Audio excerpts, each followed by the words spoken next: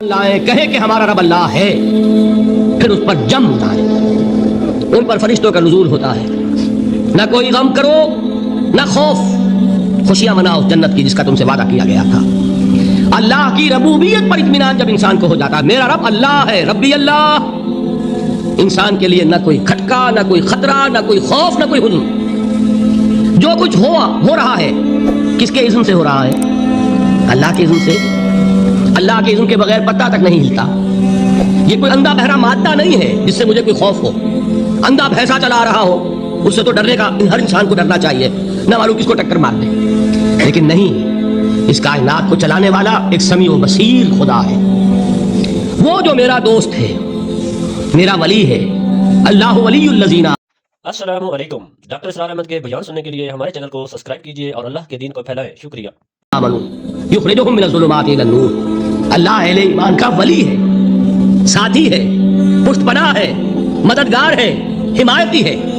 بتائیے جسے یقین ہو جائے کہ اللہ میرا مددگار، اللہ میرا محافظ، اللہ میرا پشت پناہ، اللہ میرا حمایتی، اس کے لیے کوئی خوف ہوگا؟ اس سے کوئی ڈر ہوگا؟ میں مثال دیا کرتا ہوں ایک بہت سادہ، پنجاب کے دیہات کی۔ تو بڑا چودھری ہے اور کوئی غریب کسان ہے، اس غریب کسان کی کہ جانوروں کو ہر وقت اندیشہ ہوگا چوری کا، کوئی میری بھینس کھول کر نہ لے جائے، کوئی میرا بیل کھول کر نہ لے جائے، لیکن جس کے بارے میں یہ سب کو معلوم ہو کہ وہ جو بڑا چودھری ہے وہ اس کا دوست ہے، اس کی بچیا کو کوئی خوف ہوگا؟ اس کی بھینس پر کوئی ہاتھ ڈالے گا؟ اسے کوئی اندیشہ ہوگا؟ نہیں۔ کیوں؟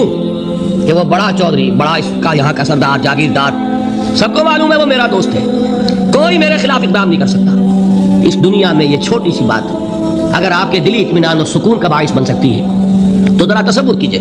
میں لفظ تصور استعمال کروں گا صرف اس لیے کہ اس کا ہم جس کو کہتے ہیں ادراک اور شعور کر نہیں سکتے، اگر کے ساتھ کر سکتے۔ اگر یقین ہو کہ اللہ میرا مددگار اور یقین ہو کہ اللہ ہر آن میرے ساتھ ہے، پھر کوئی خوف؟ کس کا خوف؟ کوئی شے اللہ سے بالاتر ہے؟ کوئی قوت اس سے زیادہ طاقتور ہے؟ کوئی اس کے ارادے کو بدلنے والا ہے؟ کوئی اس کی مشیت کے آڑے آنے والا ہے؟ یہی بات ہے جو حضور نے فرمائی۔ یہ ایمان کا حاصل ہے لب لباب، کہ دیکھو اچھی طرح اس بات کو ذہن نشین کر لو، اگر تمام انسان مل کر تمہیں کوئی نقصان پہنچانا چاہے نہیں پہنچا سکتے مگر جو کچھ اللہ نے لکھ دیا ہو، اور تمام انسان مل کر تمہیں کوئی نفع پہنچانا چاہے نہیں پہنچا سکتے مگر وہ شے جو اللہ نے طے کر دی۔ آپ پھر میں کہوں گا ذرا تاریخ کیجئے، اسے فرض کیجئے، اسے سوچئے، اگر اس حدیث پر ہمارا دل ٹھکا ہوا ہو تو کسی سے ڈر ہوگا؟ یہ مجھے نقصان نہ پہنچا دے، یہ میری رپورٹ خراب نہ کر دے، یہ میری انکریمنٹ نہ رکوا دے، یہ میرا یہ نہ بگاڑ دے، یہ میرے یہ نقصان نہ پہنچا دے، اس کا ڈر، اس کا ڈر، اس کا خوف، اس کی خوشامد، اس کے لیے جا کر طرح طرح سے اپنی عزت نفس کو ذلیل کروانا اس کے سامنے۔ یہ سب کچھ کیوں کرتا ہے انسان؟ جب سمجھتا ہے کہ اس کے ہاتھ میں میرا کوئی نفع ہے، اس کے ہاتھ میں میرے لیے کوئی ضرر ہے، یہ مجھے کوئی غدر پہنچا سکتا ہے، یہ مجھے کوئی نقصان پہنچا سکتا ہے، یہ میرا کوئی کام بنا سکتا ہے، یہ میری کوئی ضرورت پوری کر سکتا ہے، اسی کا نام شرک ہے۔ جہاں آپ نے یہ سمجھا کہ غیر اللہ کے اندر کوئی طاقت موجود ہے وہی شرک ہے۔ بتوں سے تجھ کو امید ہے، خدا سے نو امیدی، مجھے بتا تو صحیح اور کافری کیا ہے؟ شرک تو یہ ہے جس پر بھی تمہیں یہ خیال ہے کلمہ ہے، یہ کلمہ سوم لا حول ولا قوت الا باللہ، ذرا اس پر دل کو کبھی اگر آپ تصور کریں، پھر فرض کریں، دل ٹھک جائے، اس پر کوئی طاقت نہیں۔ یہی بات تھی جو شیخ عبد القادر جیلانی رحمۃ اللہ علیہ نے اپنی وصیت میں اپنے بچے سے کہی۔ 11ویں دینے والے ہیں، لیکن حضرت شیخ عبد القادر جیلانی کی وصیت اور تعلیمات کو کتنے لوگ ہیں تو جانتے ہیں؟ یہ جن مقامات تک پہنچے ہیں وہ کس چیز کی بدولت پہنچے ہیں؟ انہوں نے جو پیغام دیا وہ کیا تھا؟ اے میرے بچے، جس طریقے سے قرآن مجید میں حضرت لقمان کی نصیحتیں جو ہے نقل کر دی گئی ہیں، میں یہ عرض کروں گا بالفرض اگر قرآن حضرت عبد القادر جیلانی کے بعد نازل ہوا ہوتا تو شیخ عبد القادر کی یہ نصیحتیں بھی قرآن میں درج ہوتی۔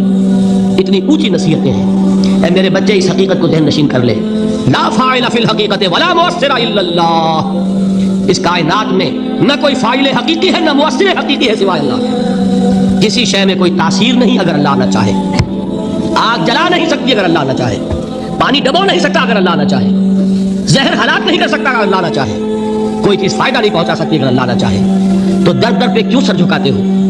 در در پر کیوں جبین سائی کرتے ہو؟ سب کے سامنے کیوں ہاتھ پھیلاتے ہو؟ ایک اللہ سے مانگو، ایک اللہ کے سامنے زمین پر اپنی زمین رکھو، لا فاعل فی الحقیقت ولا مؤثر الا اللہ. نظر آتا ہے ہمیں کہ پانی پیاس بجھا دیتا ہے. پیاس بجھانے کی صلاحیت پانی میں نہیں ہے، اللہ کے اذن سے. کھانا بھوک مٹا دیتا ہے، بھوک مٹانے کی صلاحیت کھانے میں نہیں ہے، اذن رب میں ہے. دیکھیے یہی یقین تھا. حضرت موسیٰ علیہ السلام کا واقعہ یاد کیجئے. سامنے سمندر آ گیا ہے، قوم دیکھتی ہے پیچھے کہ گرد و غبار کا طوفان ہے. معلوم ہوا کہ فرعون اپنے لشکر سمیت آ گیا ہے. لشکر جب چلتا تھا تیز رفتاری کے ساتھ تو گرد و غبار کا جو طوفان اٹھتا تھا اس کا تصور کیجئے.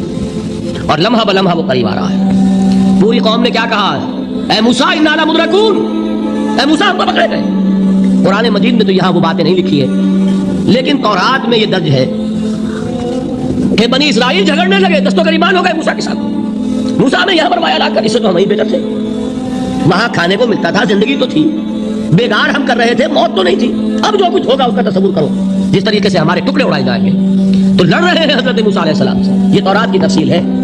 قرآن میں صرف اتنا آیا ہے، پریشان ہو کر انہوں نے کہا انا لمدرکون، موسیٰ ہم تو پکڑے گئے. اس وقت موسیٰ کا جواب کیا ہے؟ کلا ان معی ربی سیہدین، نہیں، میرے ساتھ میرا رب ہے، وہ راستہ دے گا. بتائیے کہاں راستہ نظر آ رہا ہے؟ یہ ہے ایمان بالغیب. راستہ نظر نہ آئے تب اللہ پر یقین ایمان ہے. جیب میں پیسے ہوں تب دل کو اطمینان ہے. تو ایمان کس پر ہوا؟ پیسے پر، اللہ پر نہیں. جب وسائل و ذرائع نہ ہو اور پھر یقین ہو کہ اللہ مسبب الاسباب ہے، وہ اسباب کا پابند نہیں ہے، وہ اسباب کا محتاج نہیں ہے، اسباب اس کے محتاج ہے. اگر یہ یقین ہے تو اللہ پر ایمان ہے. یہ نہیں ہے تو تمہارا ایمان اسباب پر ہے، وسائل پر ہے، ذرائع پر ہے، مادیات پر ہے، اللہ پر نہیں. اس وقت کہاں راستہ تھا؟ وہ راستہ تھا سمندر ہے اور ادھر سے لشکر آ گیا ہے. کلا ان معی ربی سیہدین. اب دیکھیے ایمان کہہ دینا آسان ہے، ہوا معکم اینما کنتم، جہاں کہیں بھی تم ہوتے ہو اللہ تمہارے ساتھ ہوتا ہے. لیکن اس کا یقین قائم ہو جائے تو زمین و آسمان کا فرق واقع ہو جائے.